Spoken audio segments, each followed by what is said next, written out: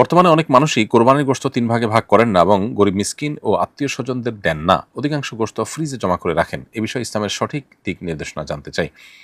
খুবই গুরুত্বপূর্ণ একটি প্রশ্ন। খুবই দুর্ভাগ্যের বিষয় যে আমাদের সমাজে আজকাল কোরবানিকারীদের মধ্যে অনেকেই এই কাজটি করেন। অর্থাৎ কোরবানি গোশতের পারলে পুরাটুকুই আর না হয় বেশিরভাগ অংশই তারা ফ্রিজে ঢুকিয়ে ফেলেন বা রেখে দেন, যাতে করে বেশ অনেক দিন তিনি এই কোরবানির গোশত দিয়ে তার সংসার চালাতে পারেন বা তার সংসারের প্রয়োজন মেটাতে পারেন। কোরবানি নামই যার কোরবানি, নামই যার ত্যাগ এবং স্যাক্রিফাইস, সেখানে আসলে গোশত স্তূপ করে নিজের ফ্রিজে রেখে দেওয়া বা বেশিরভাগ গোশত নিজে রেখে দেওয়া, নামকাওস্তে কিছু গরিবকে দেওয়া বা গরিবকে বিলকুল না দেওয়া, এটা কোরবানির যে মৌলিক উদ্দেশ্য আছে তার সাথে সঙ্গতিপূর্ণ নয়।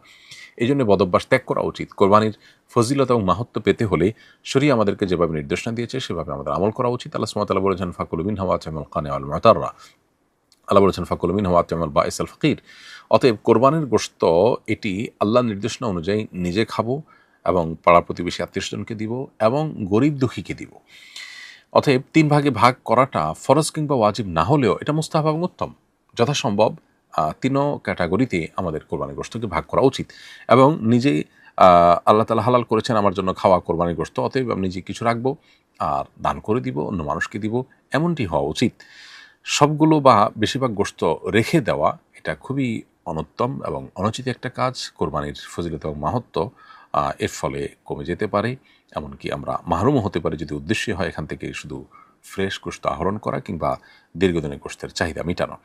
অতএব এই জায়গাটাতে আমাদের বড় ধরনের সংশোধনী আনা দরকার এবং কৃপণতা ছেড়ে মানুষকে দান করার ব্যাপারে আমাদের আরও বেশি উন্মুক্ত হস্ত হওয়া উচিত এবং আরও বেশি সচেষ্ট হওয়া উচিত।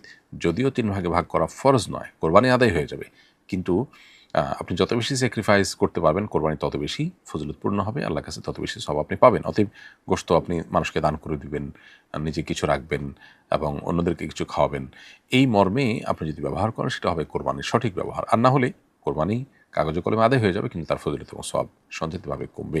একজন লিখেছেন, আমাদের গাভীটি ৪ মাস আগে বাছুর প্রসব করেছে, বাছুরটি এখনও দুধ পান করে, এমত অবস্থায় গাভীটিকে কোরবানি দেওয়া জায়েজ হবে কিনা? ৪ মাসের বাছুর সাধারণত ঘাস এবং অন্যান্য খাবার ইত্যাদি অনায়াসে খেয়ে থাকতে পারে। অতএব এমত অবস্থায় গাভী কোরবানি করতে কোনো অসুবিধা নেই। তবে আপনার কেনার সময় যদি এরকম গাভীর বিকল্প অন্য কোনো পশু থাকে তো সন্দেহাতীতভাবে সেটা কেনা ভালো। কিন্তু যদি আপনার কাছে এটাই অপশন থাকে সেক্ষেত্রে এটিকে কোরবানি করতে শরীয়তের দৃষ্টিকোণ থেকে কোনো অসুবিধা নেই। এরপরে প্রশ্ন হলো, আমার কোরবানি করার সামর্থ্য নেই, এমন কোনো আমল আছে কি যে আমল করলে কোরবানির সওয়াব হবে? উত্তর হলো, কোরবানির দিন চুল, নখ, গোঁফ ইত্যাদি কাটলেন আর জিলহজের চাঁদ উঠা থেকে নিয়ে এটা থেকে বিরত থাকলেন। চাঁদ ওঠার পর থেকে না কেটে কোরবানির করলো সবাই, তারপরে আপনি কাটলেন। এটা যদি করেন তাহলে সেক্ষেত্রে ইনশাআল্লাহ কোরবানি না করতে পারলেও কোরবানি করার সওয়াব আপনি পাবেন। এই মর্মে সুনানে আবু দাউদে আব্দুল্লাহ ইবনে আমর ইবনে আস রাদিয়াল্লাহু তাআলা থেকে একটি হাদিস বর্ণিত হয়েছে যে নবী করিম সাল্লাল্লাহু আলাইহি ওয়াসাল্লামের কাছে এক ব্যক্তি কোরবানি সামর্থ্য নেই, তিনি যখন জিজ্ঞেস করলেন যে কিভাবে তিনি সওয়াব পেতে পারেন, নবী আলাইহিস সালাম তাকে বলেছেন, তুমি তোমার চুল, নখ, গোঁফ এগুলো কাটবে, অর্থাৎ কোরবানির পর এগুলো কাটবে, তাহলে সেক্ষেত্রে আল্লাহ তাআলা তোমাকে কোরবানির সওয়াব দান করবেন। তো এখান থেকে বোঝা যায় যে যিনি কোরবানি করার সামর্থ্য রাখেন না, তিনি যদি কোরবানির মাসের অর্থাৎ জিলহজ মাসের চাঁদ উদিত হওয়ার আগে চুল, নখ এবং গোঁফ ইত্যাদি কাটার পর এই 10 দিন বিরত থাকেন এবং কোরবানি করার পর এগুলো কাটেন, সবার কোরবানি শেষ হওয়ার পর এটা কাটেন বা কোরবানির আমল শেষ হওয়ার পর এটা কাটেন, তাহলে ইনশাআল্লাহ তিনি এই সওয়াব পেতে পারেন। আব্দুল হাই জিহাদ লিখেছেন, আমাদের ব্যক্তি ও সমাজ জীবন থেকে আধ্যাত্মিকতা হারিয়ে যাওয়ার কারণ কি? উত্তরণের উপায় কি? আপনার সুচিন্তিত দিক নির্দেশনা কামনা করছি।